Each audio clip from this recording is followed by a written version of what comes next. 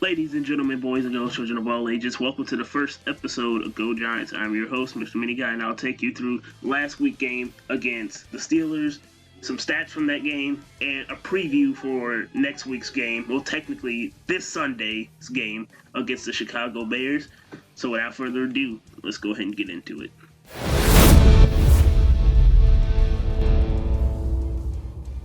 Early on in the first quarter, the Giants got a golden opportunity when a muffed punt by the Steelers caused them to get the ball within goal line range. However, after 3 plays, the Giants weren't able to get the ball into the goal line, so they had to settle for 3 points.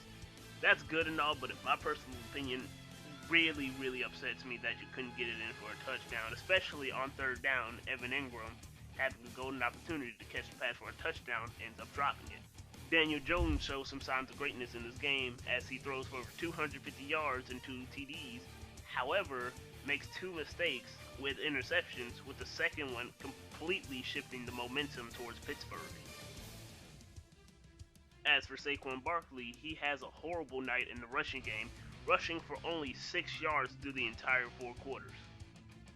Even though our defense showed fatigue around the later half of the game, they showed major improvements tonight, especially in the first quarter, getting the Big Ben a couple of times throughout the entire game. And that's a recap of the game.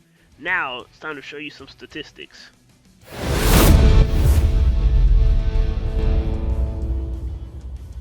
Looking at Daniel Jones' stats for the game, he has a pretty okay game. I would say he had an amazing game, but those 2 interceptions really hinder him. 26 completions out of 41, 63%, throws for 279 yards, 2 touchdowns, 2 interceptions, a quarterback rating of 79.2, and takes 3 sacks. Saquon Barkley has a bad game, only getting 6 yards out of 15 rushing attempts with a measly 0.4% average. He does do a little better in the passing game with getting 60 yards out of 6 receptions with 10 as an average. However, he gets no touchdowns. He is probably the player who performed the second worst in this game. Flemings doesn't count, Cameron Flemings. I think it's too early to tell for him. I really don't know too much about him. However, there's one other player, in my opinion, that performed worse than Saquon Barkley did. That player is Evan Ingram. He's never much of a blocking tight end, more of a receiving tight end, so I expect him to do better when it comes to receiving. However, tonight, he only has 9 yards out of 2 receptions on an average of 4.5, with 0 receiving touchdowns. He could have, however, had 1 receiving touchdown on that third and goal. However, he drops a pass which could have gotten the Giants a touchdown off of that muffed punt by the Steelers. Out of every single offensive player in this game, Darius Slayton performed the best, with having 6 receptions for 102 yards, 17 yards on average, and 2 touchdowns. Darius Slayton proves once again that he's the wide receiver that the Giants need since we've lost Odell Beckham. Not only did our defense show up, but our defense showed out as they get to Big Ben 3 different times and sack him twice, with one of the sacks coming from Marcus Golden. That brings us to the end of the statistics segment. Now for the last segment of today's show, the preview against Chicago.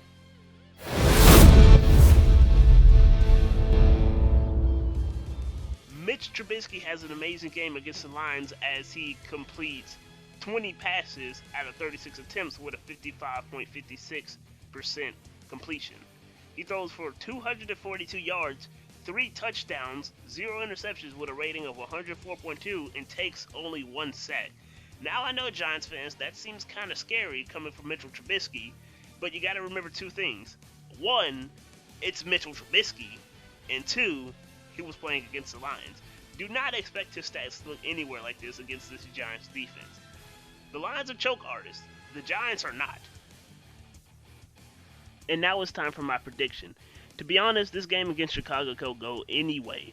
However, I have it being a gritty, low-scoring game with Khalil Mack and the Bears defense battling against Blake Martinez and the Giants defense. At the end of the day, I have the Giants winning 14-10. That's the end of this video.